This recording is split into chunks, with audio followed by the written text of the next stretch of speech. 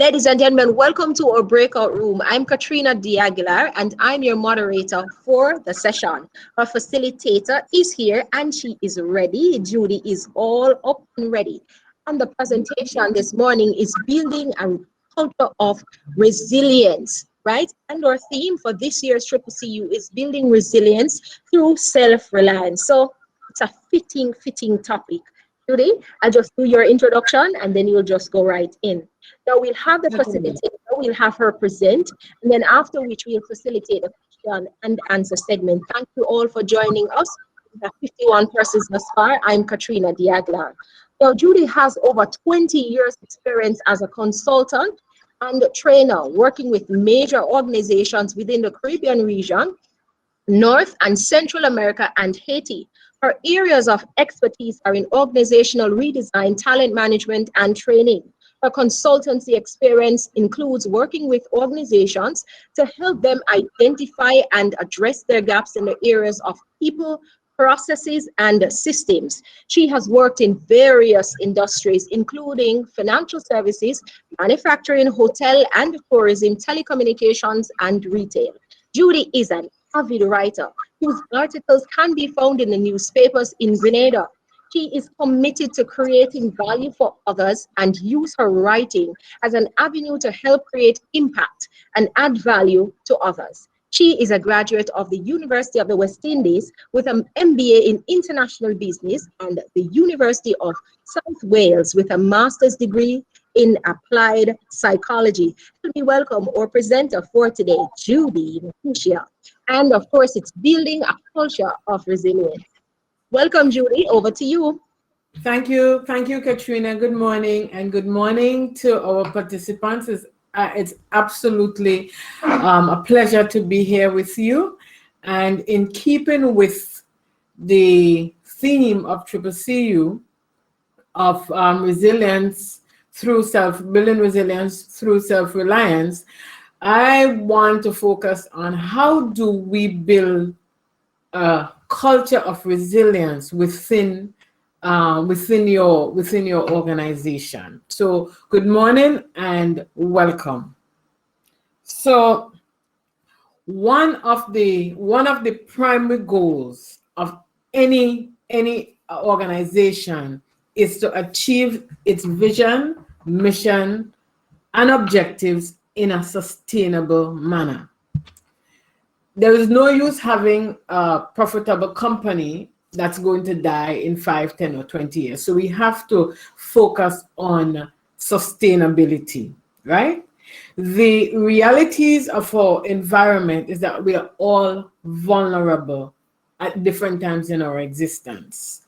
The forces of nature and man-made crises will ensure that roadblocks and other challenges will be a reality.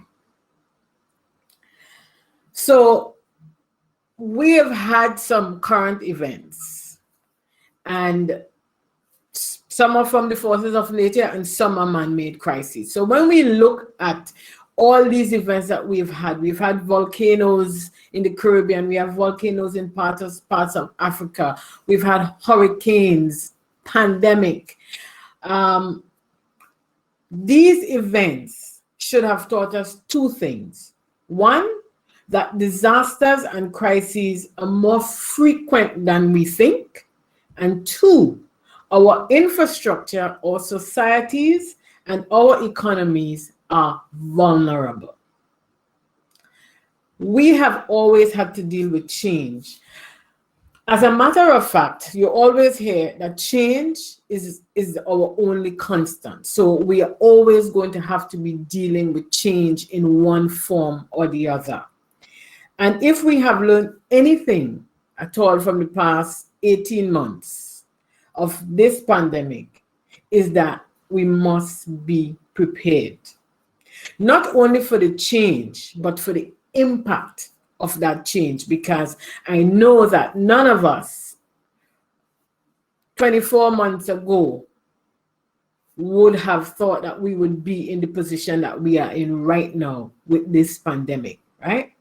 But so this begs the question, are you prepared for future disruptions, because they will come.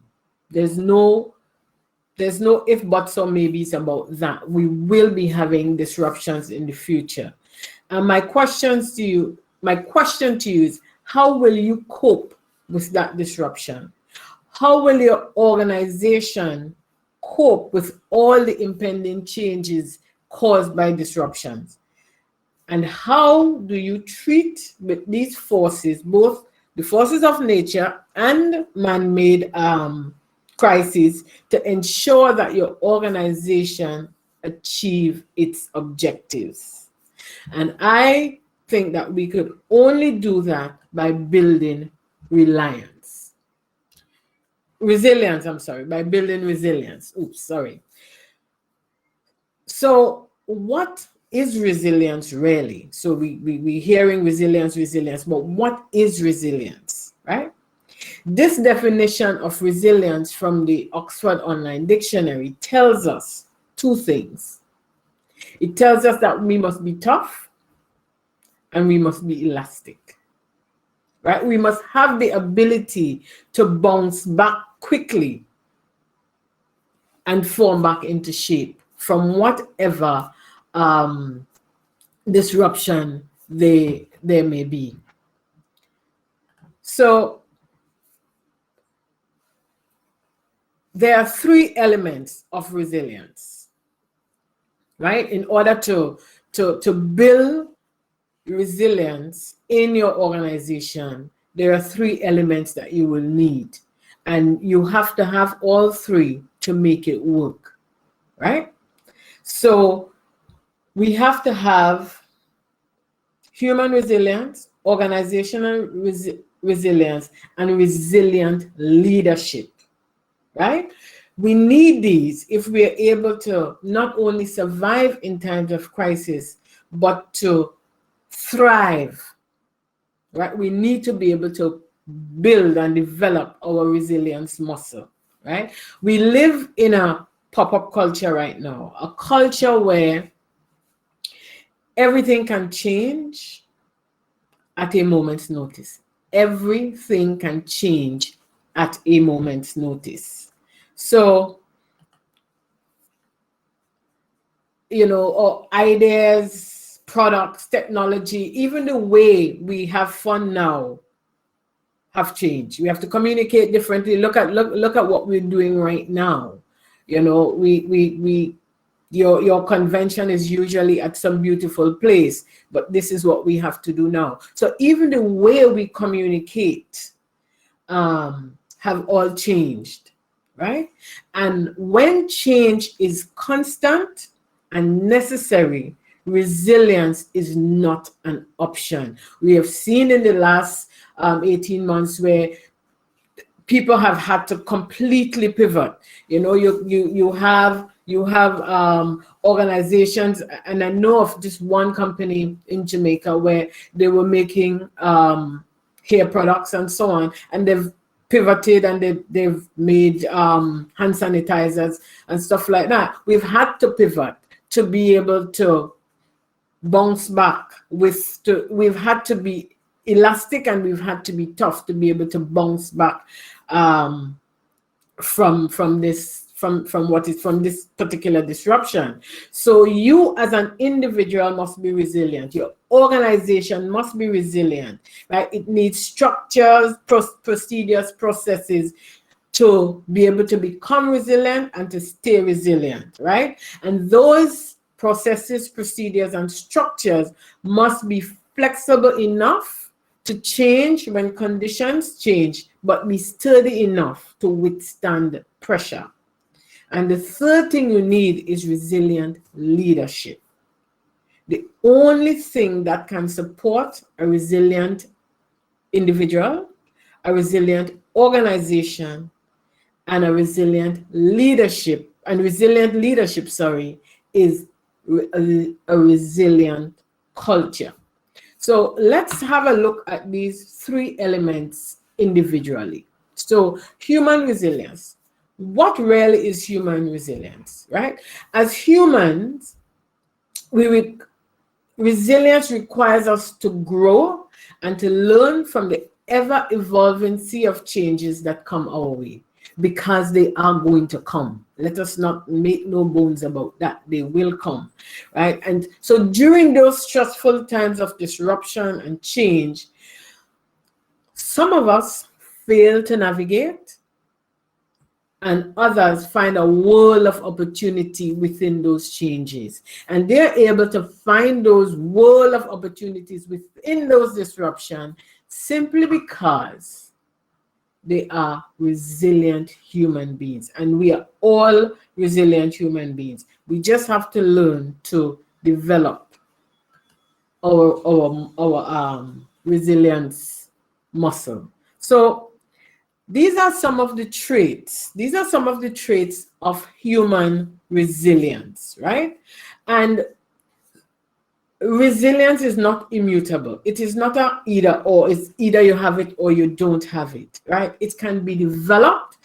And because we learn and grow, we're able to keep developing that muscle consistently, right?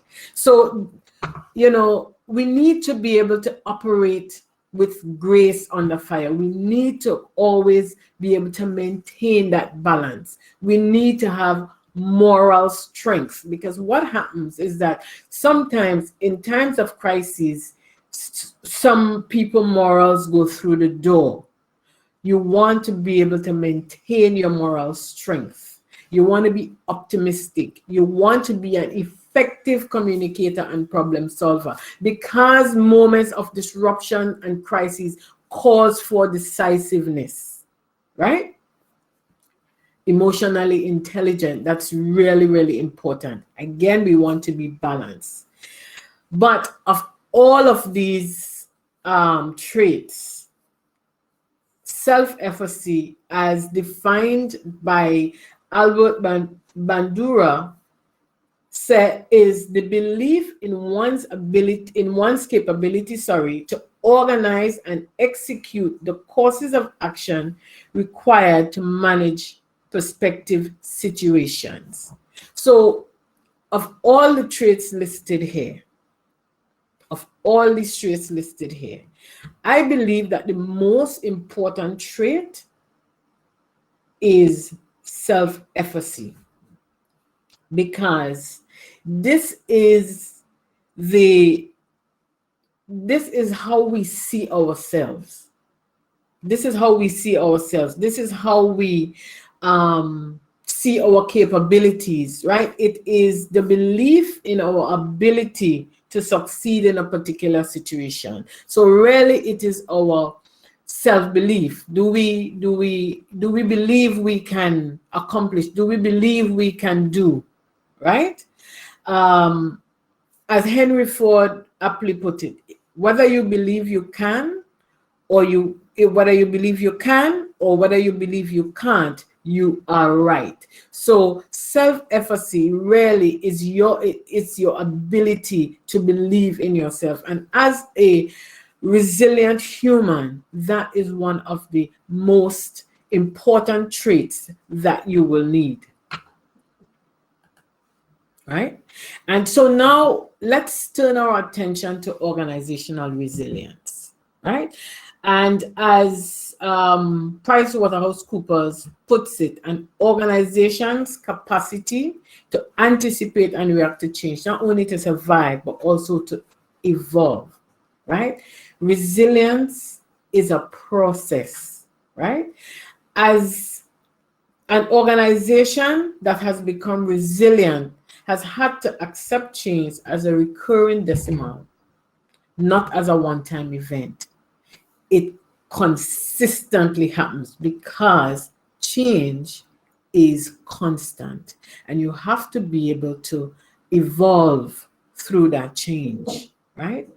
And organization, especially organizations, I believe in our region, must start making decisions that will enable them to not only survive, but to thrive and evolve and come out stronger in the face of adversity. Not one time, not two times, but every single time. Times are uncertain, and they will continue to be that way. You know, uncertainty is our only certainty, right? So my question to you is, what is going to be your organization's strategy for building resilience? And that is a question I want you to ponder on as we go through. And you can type in the chat. I can't see the chat right now, but I'll come back to the chat in a little while. Just type in the chat what you think could be some of the strategies for your organization as it seeks to build resilience. And these are some of the traits of organizational resilience. So at the very top, you're seeing that we need resilient leadership, but we'll come to that shortly, right? So your organization, once it is resilient, right, must be able to evolve through a crisis, right? You must be able to anticipate what is coming so that you can evolve to deal with the changes that are inevitable, especially in our current business and economic landscape. For an organization to become resilient, and this is the first thing that is needed in creating your culture of resilience, is resilient leadership. The leadership of your organization must embody the qualities of resilience, right? We look at that shortly. So if we look at the first three, adaptive, agile, unified, right? These are the traits that are necessary for you to respond to a disaster. You have to be adaptive, you have to be agile, and you have to be together. You have to be a cohesive, unified body, right? So can your organization take advantage of consistent and evolutionary changes that are happening daily and be able to mitigate the negative impact of those changes? That's another question for you to ponder. And what you need is a mindset of adaptiveness, agility, and unification. And this must be across your organization. So it mustn't just be the senior team that is adaptive, that has a mindset of agility and unification. No, it has to be across your organization for this to work, right? It must be part of your culture. And when we look at the other three traits, relevant, reliable, and trustworthy, these traits deal with human relationships, both inside and outside your organization. So it is your relationship with your employees, it is your relationship with your members and your other stakeholders. Right? So I want you to ponder on this question again. So I'm just going to ask it one more time. I want you to ponder, and you can put some thoughts in the chat. Can your organization take advantage of the consistent and evolutionary changes happening daily and be able to mitigate the negative impact of those changes? We'll come back to that in a little bit. Resilient leadership.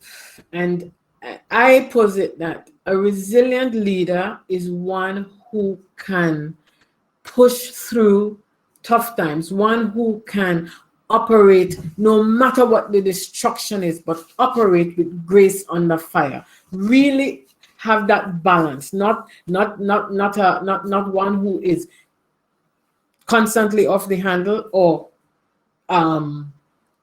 no kind of emotion, no kind of anything, but can maintain that balance, right? So that they can help their team manage through a disruption and adapt to change. So, in short, I believe that we all need to be resilient leaders, because we're not only leaders in our organizations, we are leaders to our families, to our friends, to our colleagues. So it's not just about building that resilient leadership for your organization, but it's building it for your entire life, right? The disruptions that we are currently experiencing are not going away anytime soon. And when they do, if this one goes, I can promise you there's a next one right around the bend waiting. So we need to be resilient at all times, because change is not easing up. Change and disruption is not taking a break. It is coming consistently. Yeah?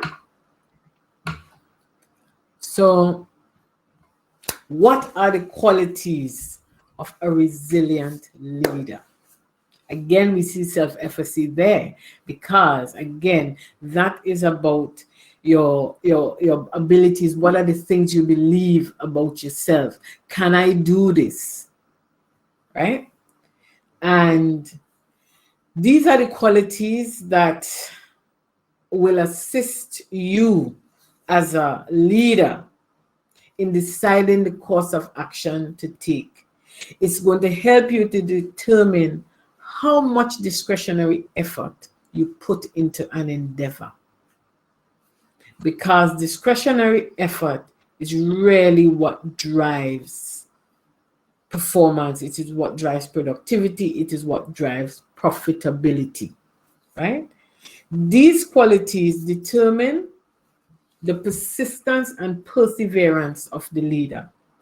How the leader think about themselves, their ability to cope, and their level of accomplishment. So these are all behavioral traits, and they are essential to not only the leader, but they're essential in helping to strengthen organizational immunity and assist you in rebounding very quickly from adversity, right? And these traits are the building block and can be used to increase resilience across your organization. Remember earlier I said the resilience is something that can be developed. So you want to develop, and as a leader, you want to ensure that these traits, your people have these across the organization, have some or all of these traits. So let's talk about resilient cultures, right? Because if we're going to build a culture of resilience, we need to know what that is and what the framework is and how we build it. So a resilient culture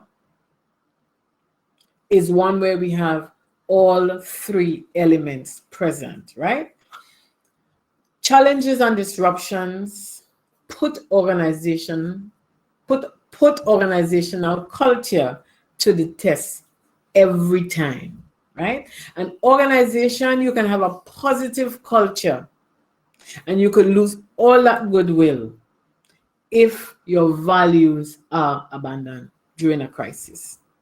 So in building your culture, you want to ensure that your people know how to manage conflicts, because conflicts will arise. Conflicts arise normally, but especially during a disruption where pressures are a lot more, conflicts will arise, right? So you want to ensure that your people, your team feels a sense of psychological safety where they are free to express themselves, their concerns, and they feel valued, right? Because it's something soft, not a hard skill, right? right? And the second thing you want to ensure that this is not delayed. Don't waste time. If it has to be done, it has to be done. Be decisive. In any situation, execution is important, but it is even more critical in a crisis. Ensure that your people are able to not only put plans, to not only plan, but to make quick decisions and execute on those decisions quickly. So all the normal roadblocks that may be in the way, we need to take those roadblocks, move them out of the way so that people can really, execute, decide and execute, decide and execute. And the next thing is that you want to ensure that there's a support system in place, right? During this pandemic, what I saw, my experience has been a bulk of support for employees, and that mainly was in the domain of human resource, right? But your organization has to ensure that there's a support system in place for everyone, right? So you don't want one part of the organization providing support for others, and that one part that's providing the support does not have the support that they need. You have to ensure that there's a support system in place for everyone, and most importantly, people must support each other, right? And you want also your trust can be eroded so quickly in a disruption if decisions take longer than expected. A simple decision, there's a time that should take. If that takes longer, people begin to wonder. If you only consider one group of stakeholders and not the others, you have to look at, in this current pandemic, you have to look at your members, and you also have to look at your team. You have to consider them. You have to consider your outside stakeholders, your board, everybody. All stakeholders must be considered, and your decisions must be compassionate and supportive. You must be compassionate. You must be emotionally intelligent and culturally sensitive at in a time of disruption. And so in building a culture of resilience, this is a framework for helping you to build that culture of resilience, right? It's a simple framework, but I promise you it's a powerful framework, because again, it's not a hard skill, it's a soft skill, right? It's something soft that is needed.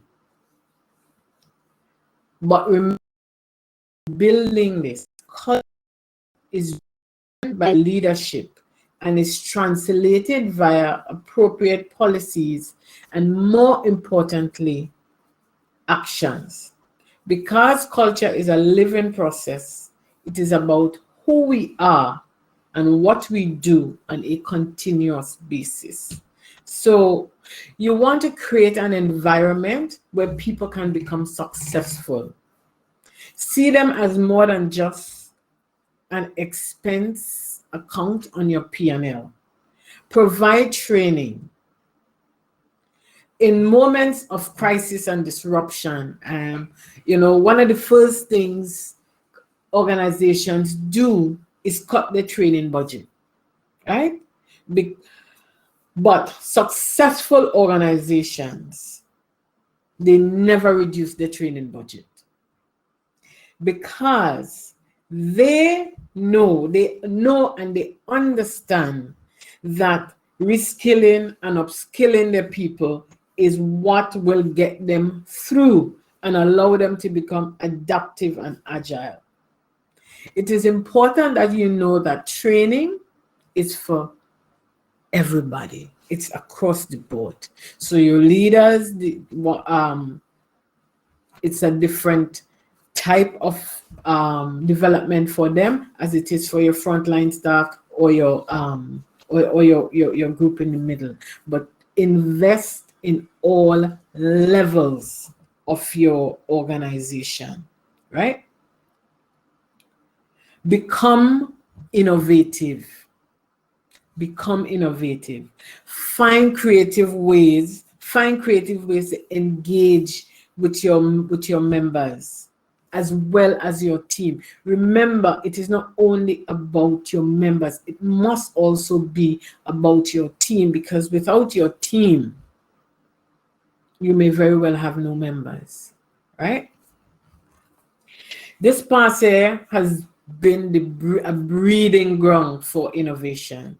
I mean, it is about seeing the opportunities that existed within the crisis, right? We have had to find innovative ways to cope during these periods of lockdown. We've had to find creative ways to keep our staff engaged and motivated, right?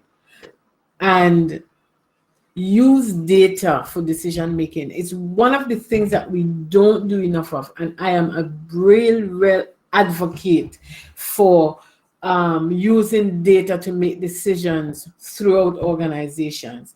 We use data now, we use financial data, but aside from that, we really don't use any data to help us to drive decision. We don't use data for hiring. We don't use data for developing our employees. We don't use it for promotion. And we certainly don't use it in our performance management process. We don't use data, and there is hard data available across your organization that you can use to drive and make better decisions. Right? We must start using data to help us navigate successfully across the organization. We have to normalize using data within our organization. And we have to start using mentoring and coaching within our organization. We can't do it alone. This life was not meant to be done alone. We can't do it alone because we don't know everything. We have gaps. So our leaders, they need coaching, they need mentoring, right? And so when you are in a crisis, also do not forget your member base. Stay in touch with them. Find ways to stay in touch with them. Right? Keep them top of mind so that they can keep you top of mind. Really, really important. And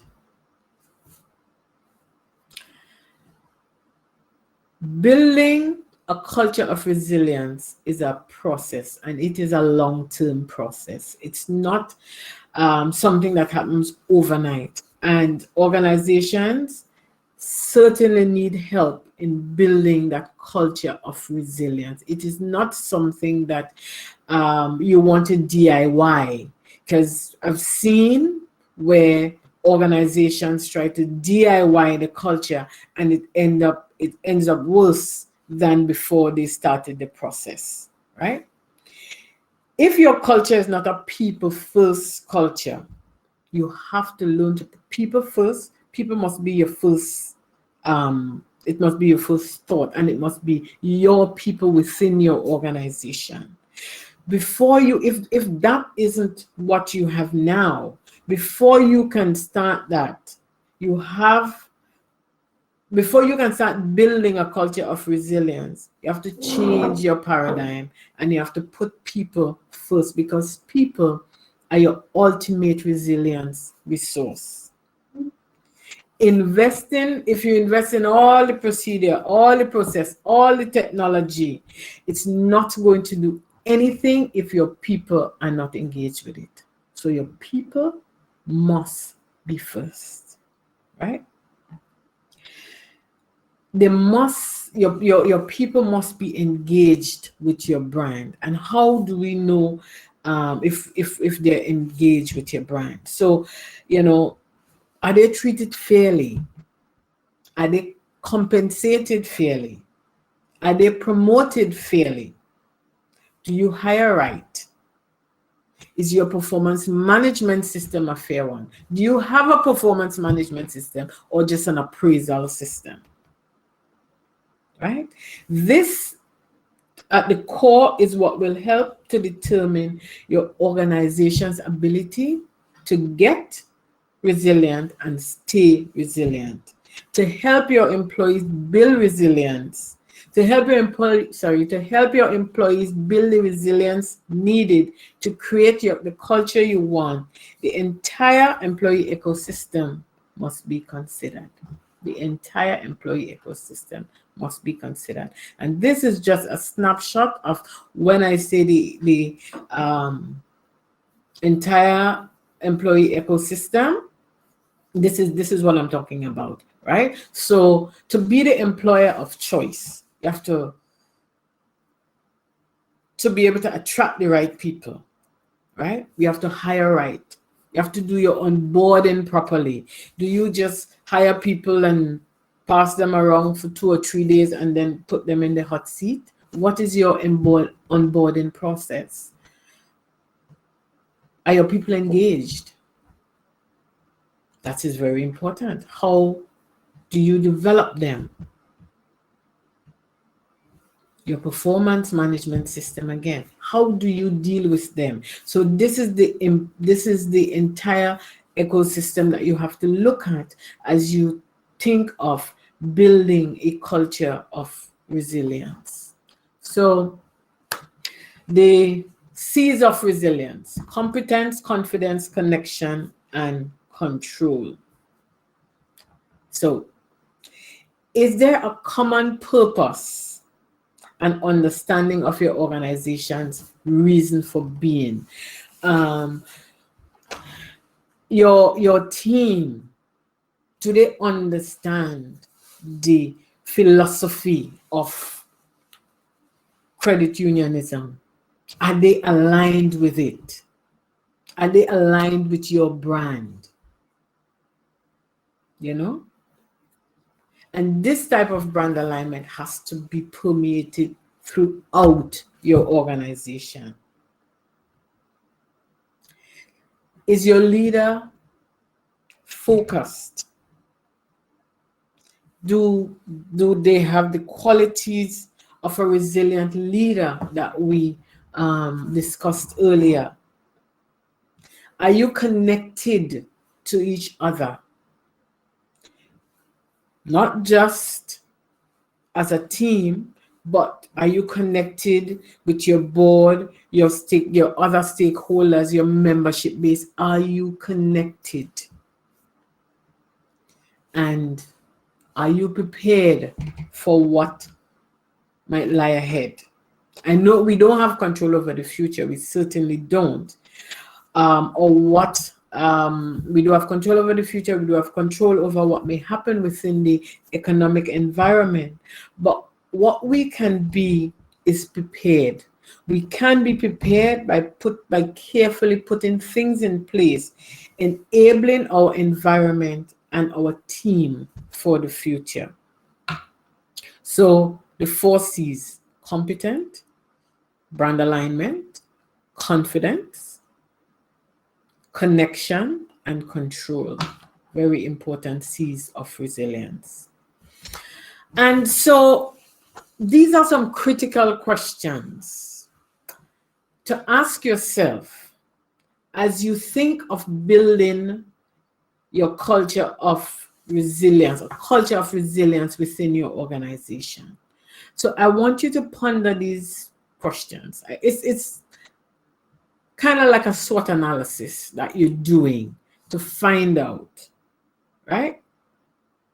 What are the threats to your resilience?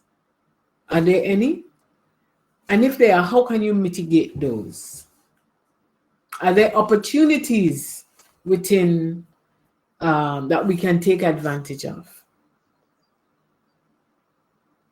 Who within your organization are the drivers of resilience? These are important questions for you to really ponder, right? Because in order to thrive, survive, thrive, and evolve, you need to build on the three pillars of resilience: human, organizational, and you must have resilient leadership. Remember Peter Drucker, who said, culture eats strategy for breakfast every single time. Therefore, a resilient culture can really guarantee your organization's sustainability. As a matter of fact, your sustainability depends on your resilience. So I want you to remember always, a common purpose drives resilience. If you don't have a common purpose, if it's not an organization-wide effort, it's going to fail. And it has to be driven and embodied from the top. Always. Because if the people in the middle and at the entry level of your organization doesn't see you as the leader, as a leadership team, embodying what you're supposed to be embodying to drive the resilience within your organization, it's not going to move. So it has to be embodied and driven from the top. And two, I want you to remember that people are your ultimate resilience resource. You cannot do it without people. You can have processes, you can have technology, you can have policies, you can have procedure, and all of that will be for naught if you don't have your people on board. So it's very important. Remember this always. Common purpose and people are your ultimate resilience resource. So my question to you is this, right? So if those traits and elements that we've just discussed are what is needed for your organization to be resilient, then, this forces us, or it forces you to dig deeper into who you are, what you do, and how you do it. The biggest question for leaders now should be, does our culture support or hinder our ability to be resilient? That's a question that you must ask, and ask often, right? Leaders must ask themselves if being resilient is important to who you are now as an organization and whom you plan to become, right? So is resilience important in your, is an important element in your ecosystem? Do you need to be resilient to be sustainable? So you ask yourself those questions, because I believe that I believe that this question is the starting point to moving from where you are now to where you want to be, right? So this question is so important. Is your organization resilient as it is currently? So that's as much, but I want to share with you before I come back to take any questions, just a little bit of who we are as a company. Go Blue Inc. We were formed in 2016, and we are a people first organization. It is our motto, people first. So we help organizations to become profitable through their people by delivering strategic, logistical, and technical consulting services that help to transform people and processes, right? And this is a little bit of the services that we offer. We do organizational redesign, we do strategic planning, we do talent development and management, we do HR audits, we have a host of training that we do. We do job evaluations and employee assessments. And I just want to talk a little bit, 20 seconds or so on employee assessment. Now, this employee assessment I'm talking about is not a personality test. It's a job fit assessment, because too many times we hire people with just the interview process, and the interview process doesn't give you all the information. It's like that iceberg where you see just the top of the iceberg, but all of that is at the whole iceberg really is at the bottom. And the employee assessment really helps you to uncover,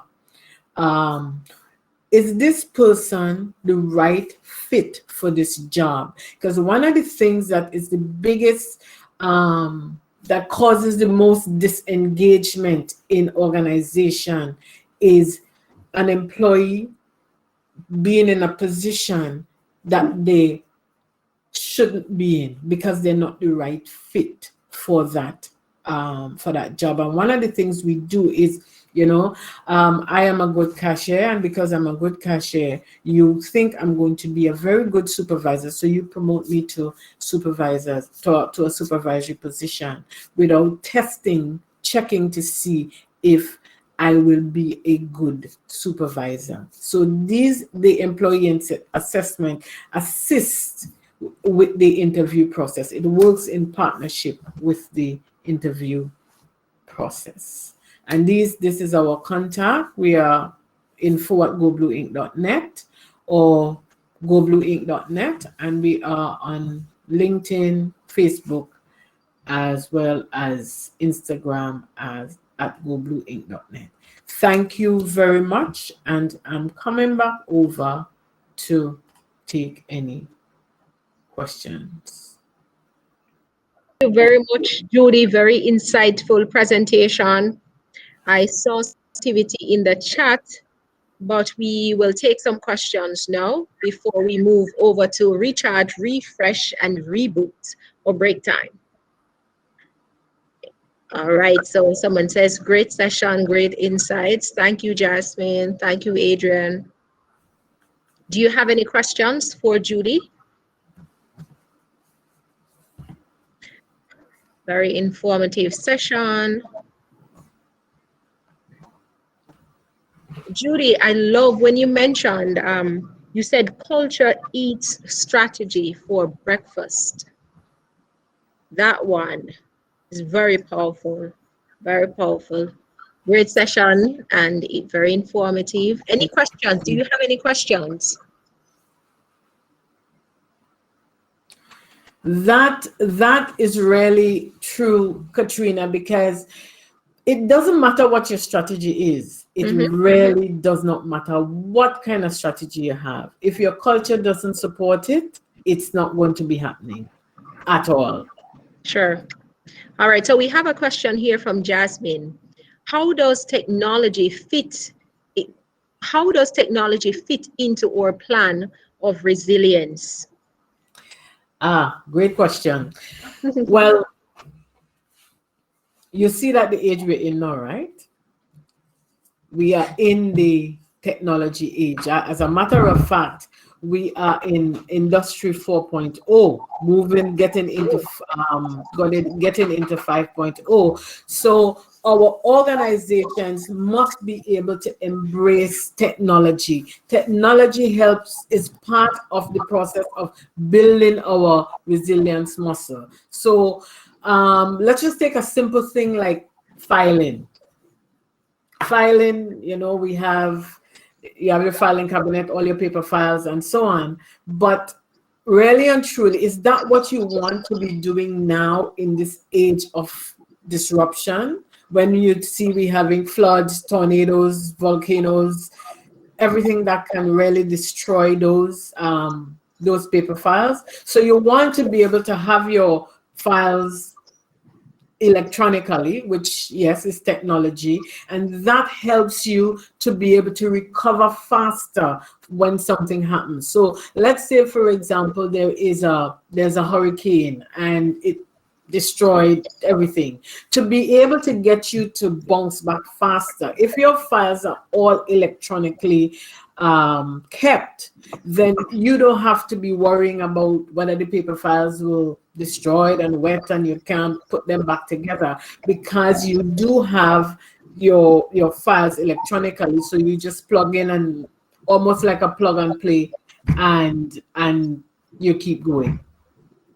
So that is just an example of technology helping you to be resilient. All right, thank you very much.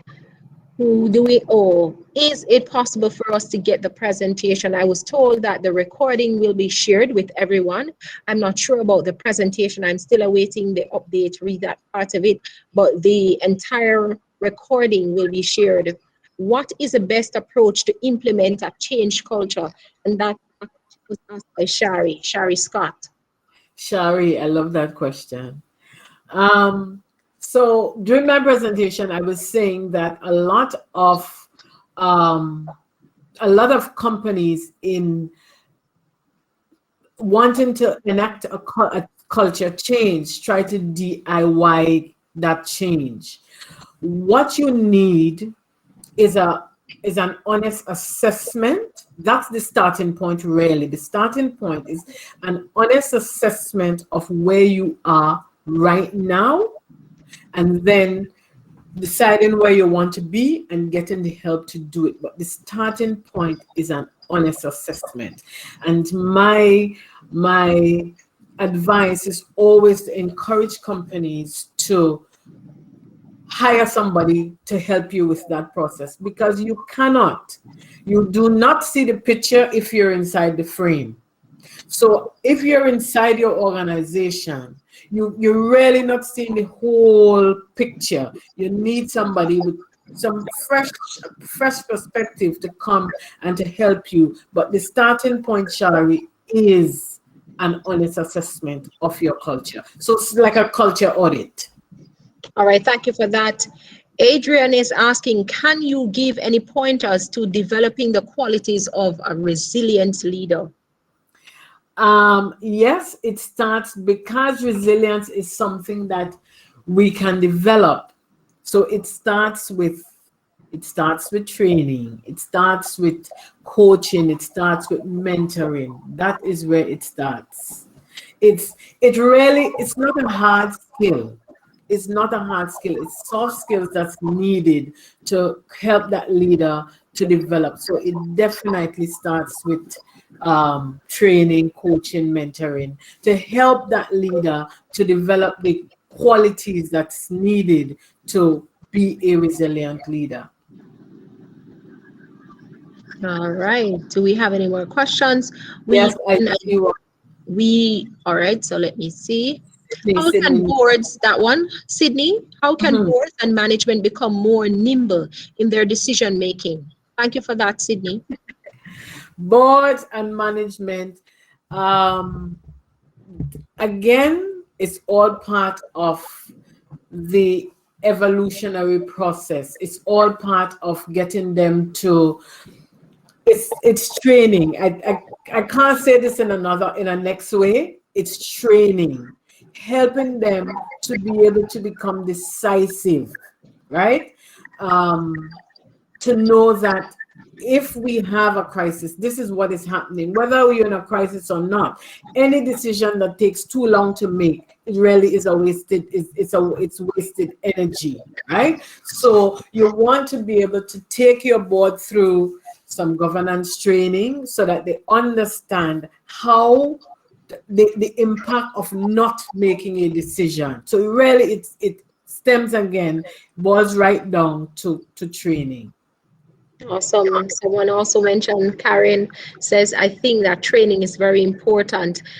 Prudencia, how does that leader assist the employees to strike that balance to manage the change, since change is most often met with resistance? Very good question.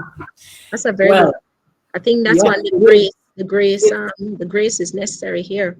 Yeah, yep, definitely. It is. This is a really, really good question. Yep. One of the things that I have found from working with organizations is that the leadership make the decisions and hand it down. Can't work like that. You see, we can no longer be siloed. We can no longer be siloed because what we want is we want inclusivity.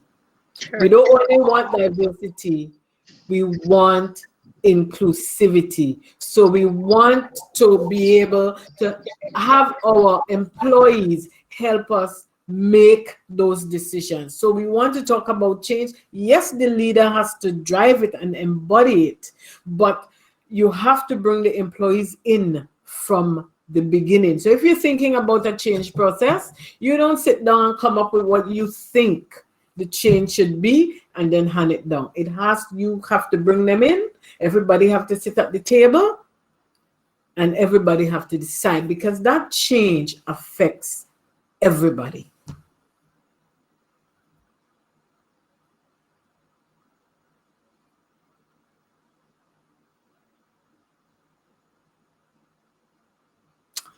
All right, so we have a question here from Jasmine.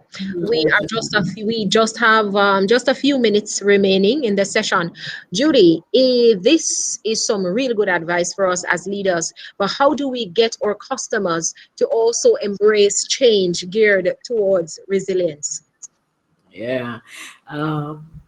As I was listening to to Prime Minister Motley this morning, and she was saying that, the divide or the gap between your membership, the young members and the older members. Your younger members are going to embrace change, bam, quickly because technology, it works, they get that. Your older members, you really have to, again, give them grace. You really have to bring them along gentle, because the older people like the good old days and they like how things were.